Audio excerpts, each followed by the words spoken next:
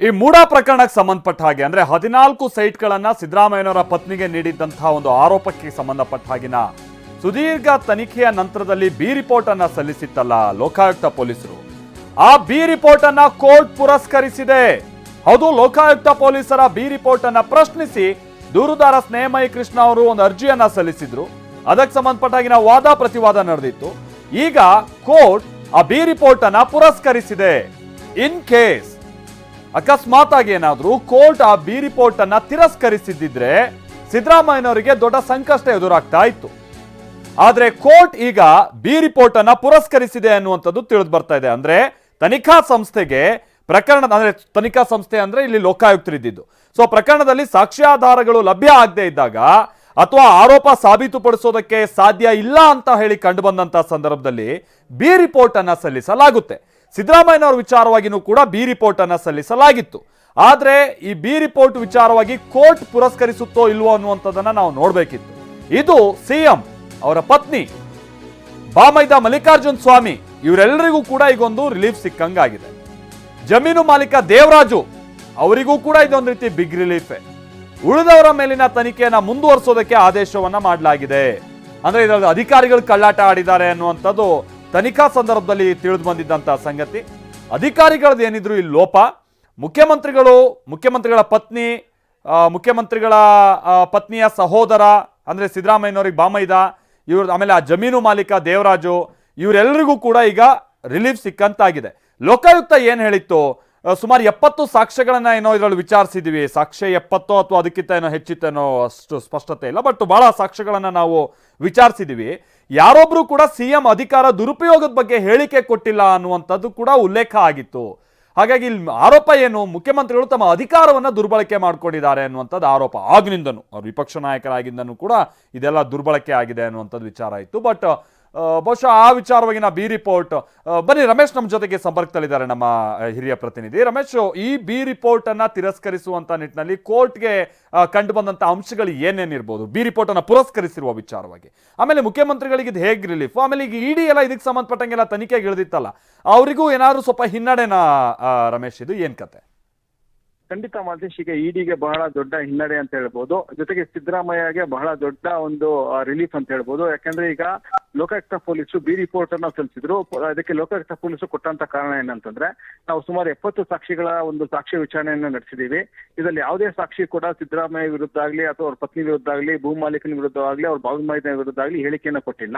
ಹೀಗಾಗಿ ಯಾವುದೇ ಸಾಕ್ಷ್ಯಗಳು ಕೂಡ ಕಂಡು ಬಂದಿಲ್ಲ ಸಿದ್ದರಾಮಯ್ಯ ವಿರುದ್ಧ. ಹೀಗಾಗಿ ನಾವು ಈ ಕೇಸಲ್ಲಿ ಬಿ ರಿಪೋರ್ಟ್ ಸಲ್ಲಿಸಿದೀವಿ ಅಂತ ಹೇಳಿ ಬಿ ರಿಪೋರ್ಟ್ ಅನ್ನ ಸಮರ್ಥಿಸಿಕೊಂಡಿದ್ರು.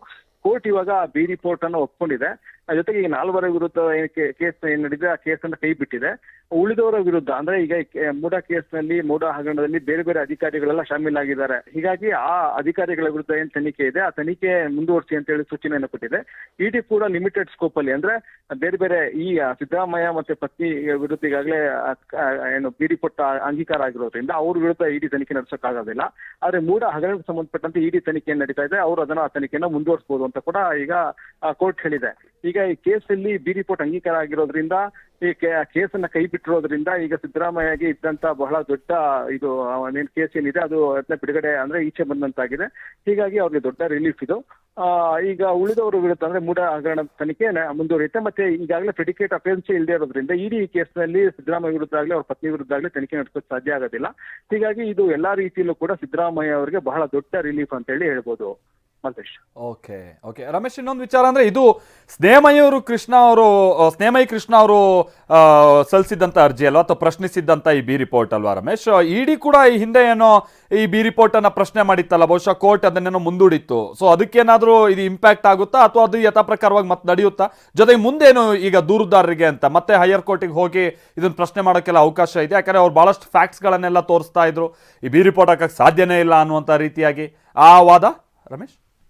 ಮಾಲ್ತೇಶ್, ಈ ಕೇಸ್ನಲ್ಲಿ ಕೋರ್ಟ್ ತೀರ್ಮಾನ ಮಾಡೋದಕ್ಕೆ ಮುಂಚೆ ಈಗ ಸ್ನೇಹಮಯಿ ಕೃಷ್ಣ ಅವರ ಆಕ್ಷೇಪಣೆಯನ್ನು ಕೂಡ ಪರಿಗಣಿಸಿತು. ಸ್ನೇಹಮಯಿ ಕೃಷ್ಣ ಅವರು ತನಿಖಾಧಿಕಾರಿ ವಿರುದ್ಧನೇ ನೀವು ಕಂಟೆಂಪ್ಟ್ ಇನಿಷಿಯೇಟ್ ಮಾಡಬೇಕು, ಅವ್ರು ಕೋರ್ಟ್ ಆದೇಶಗಳನ್ನ ಫಾಲೋ ಮಾಡಿಲ್ಲ, ತನಿಖೆಯನ್ನು ಸರಿಯಾಗಿ ನಡೆಸಿಲ್ಲ ಅಂತೇಳಿ ಆರೋಪ ಮಾಡಿದ್ರು. ಆದ್ರೆ ಕೋರ್ಟ್ ಎಲ್ಲ ಆರೋಪಗಳನ್ನ ಕೈ ಬಿಟ್ಟಿದೆ. ಅವ್ರ ವಿರುದ್ಧ ನ್ಯಾಯಾಂಗ ನಿಂದನೆ ಅರ್ಜಿಯನ್ನು ಸಲ್ಲಿಸಿದ್ರು, ಅದನ್ನು ಕೂಡ ಡ್ರಾಪ್ ಮಾಡಿದೆ. ಹೀಗಾಗಿ ಲೋಕಾಯುಕ್ತ ತನಿಖಾಧಿಕಾರಿಗೂ ಕೂಡ ದೊಡ್ಡ ರಿಲೀಫ್ ಸಿಕ್ಕಂತಾಗಿದೆ. ಇಡಿ ವಾದವನ್ನ ಕೂಡ ಕೋರ್ಟ್ ಕೇಳಿತ್ತು. ಇಡಿ ವಾದವನ್ನ ಕೂಡ ಆಲಿಸಿ ಕೊನೆಗೆ ಅಂತಿಮವಾಗಿ ಏನು ತನಿಖೆ ನಡೆದಿದೆ ಆ ತನಿಖೆ ಸೂಕ್ತವಾಗಿದೆ ಮತ್ತೆ ಬಿ ರಿಪೋರ್ಟ್ ಏನ್ ಸಲ್ಲಿಸಿದರೆ ಅದು ಸಮರ್ಪಕವಾಗಿದೆ ಅಂತ ಹೇಳಿ ಕೋರ್ಟ್ ಅಭಿಪ್ರಾಯ ಪಟ್ಟಿರೋದ್ರಿಂದ ಈಗ ಇಡಿ ಅವರು ಸಿದ್ದರಾಮಯ್ಯ ವಿರುದ್ಧ ಆಗಲಿ ಪತ್ನಿ ವಿರುದ್ಧ ಆಗಲಿ ಇತರ ಇಬ್ಬರು ಆರೋಪಿಗಳ ವಿರುದ್ಧ ಆಗಲಿ ತನಿಖೆ ನಡೆಸೋಕೆ ಸಾಧ್ಯ ಇಲ್ಲ. ಉಳಿದವರ ತನಿಖೆ ಅಂದ್ರೆ ಯಾಕಂದ್ರೆ ಮೂಡಾದಲ್ಲಿ ಕೇವಲ ಇದಿಷ್ಟಕ್ಕೆ ಸೀಮಿತ ಆಗಿಲ್ಲ, ಬಹಳ ದೊಡ್ಡ ಹಗರಣ ಅದು. ಅದಕ್ಕೆ ಸಂಬಂಧಪಟ್ಟಂತೆ ಅಲ್ಲಿನ ಹಿಂದಿನ ಆಯುಕ್ತರನ್ನೆಲ್ಲ ಬಂಧನ ಮಾಡಿದೆ ಇಡಿ. ಹೀಗಾಗಿ ಆ ತನಿಖೆ ಮುಂದುವರಿಯುತ್ತೆ.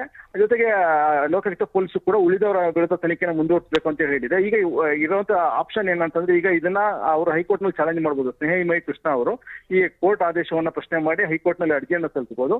ಹೈಕೋರ್ಟ್ ಅಲ್ಲಿ ಏನಾದ್ರೂ ಈ ಕೋರ್ಟ್ ಆದೇಶ ತಪ್ಪು ಅಂದ್ರೆ ಆಗ ಮತ್ತೆ ಸಂಕಷ್ಟ ಎದುರಾಗುತ್ತೆ. ಅವರ ಸದ್ಯದ ಮಟ್ಟಿಗೆ ಯಾವುದೇ ರೀತಿಯಾದಂತಹ ಸಂಕಷ್ಟ ಸಿದ್ದರಾಮಯ್ಯ ಮುಂದೆ ಇಲ್ಲ. ಹೀಗಾಗಿ ಸಿದ್ದರಾಮಯ್ಯ ಅವರಿಗೆ ಬಹಳ ದೊಡ್ಡ ಸಂಕಷ್ಟದಿಂದ ಪಾರಾಗಿದ್ದಾರೆ. ಇಡಿ ಕೇಸು ಇಲ್ಲ, ಈಗ ಲೋಕಾಯುಕ್ತ ಕೇಸು ಇಲ್ಲ. ಹೀಗಾಗಿ ಬಹಳ ದೊಡ್ಡ ರಿಲೀಫ್ ಸಿದ್ದರಾಮಯ್ಯ ಅವರ ಪಾಲಿಗೆ ಇದು Maltesh. Okay okay, thank you Ramesh. ಮುಖ್ಯಮಂತ್ರಿಗಳಿಗೆ ಹೀಗೆ ದೊಡ್ಡ ರಿಲೀಫ್ ಸಿಕ್ಕಿದೆ. ನಾನು ಮೊದಲೇ ಹೇಳಿದಾಗೆ ಇದು ಕೇವಲ ಲೋಕಾಯುಕ್ತಕ್ಕೆ ಸಂಬಂಧಪಟ್ಟ ಹಾಗಿನ ಮಾತ್ರ ಇದು ಇಂಪ್ಯಾಕ್ಟ್ ಆಗೋದಲ್ಲ, ತನಿಖೆಗೆ ಇಡಿಗೆ ಸಂಬಂಧಪಟ್ಟ ಹಾಗಿನೂ ಕೂಡ ಇದು ಇಂಪ್ಯಾಕ್ಟ್ ಆಗುತ್ತೆ. ನಮಗೆ ಅದನ್ನು ರಮೇಶ್ ವಿವರಿಸ್ತಾ ಇದ್ರು. ಹಾಗಾಗಿ ಒಂದು ಕೇಂದ್ರ ತನಿಖಾ ಸಂಸ್ಥೆಯಿಂದನೂ ಕೂಡ ಈಗ ಇವರು ಈ ತನಿಖೆಯ ಸುಳಿಯಿಂದ ಬಚಾವಾಗೋದಕ್ಕೆ ಮುಖ್ಯಮಂತ್ರಿಗಳಿಗೆ ಅನುಕೂಲ ಆಗಿದೆ. ಆಮೇಲೆ ಇನ್ನೊಂದು ಸಂಗತಿ ಏನು ಅಂತಂದ್ರೆ, ಇದು ನಾವು ಇಲ್ಲಿ ತನಕ ಹೇಳಿದ್ದು ಕಾನೂನಾತ್ಮಕವಾಗಿ, ರಾಜಕೀಯವಾಗಿನೂ ಕೂಡ ಇದು ಇಂಪ್ಯಾಕ್ಟ್ ಆಗ್ಬೋದು. ಯಾಕಂತ ಅಂದ್ರೆ ಒಂದು ಹಂತಲ್ಲಿ ಕುರ್ಚಿ ಕಳೆದುಕೊಳ್ಳೋದಕ್ಕೆ ಇದು ಒಂದು ರೀಸನ್ ಆಗ್ಬೋದು ಅನ್ನೋಷ್ಟರ ಮಟ್ಟಿಗೆ ಹಿಂದೆ ಎಲ್ಲ ಚರ್ಚೆಯಲ್ಲಿತ್ತು. ಈಗ ಅವರಿಗೆ ಒಂದು ರೀತಿ ಕ್ಲೀನ್ ಚಿಟ್ ಸಿಕ್ಕಂತ ರೀತಿಯಾಗಿ ಆಗಿರುವಂಥ ಕಾರಣಕ್ಕಾಗಿ ಅಕಸ್ಮಾತ್ ಅವ್ರು ಏನಾದರೂ ಅಧಿಕಾರದಲ್ಲಿ ಮುಂದುವರಿಯೋದಾದ್ರೆ ಅವ್ರಿಗೆ ಮತ್ತಷ್ಟು ಬಲ ತಂದು ಕೊಡುತ್ತಿದ್ದು ಅನ್ನುವಂಥದ್ದು ಅಷ್ಟೇ ಸ್ಪಷ್ಟ.